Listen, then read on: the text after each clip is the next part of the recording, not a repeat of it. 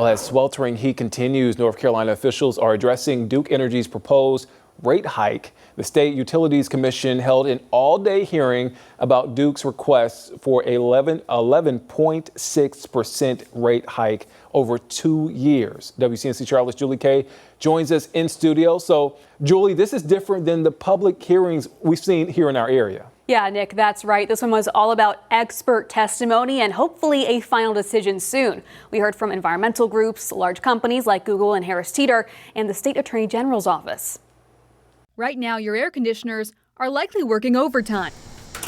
So is the North Carolina Utilities Commission, tasked with deciding how much that energy will cost you going forward. Reliability may be Duke's core focus, but from your experience of the public hearings, you might recognize that affordability might be the core concern among a great many of your customers.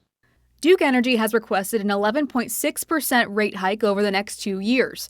A spokesperson for the company cites needed infrastructure updates and rising fuel costs. Customers expect the light switch to go on. We do everything we can to keep cost as low as possible.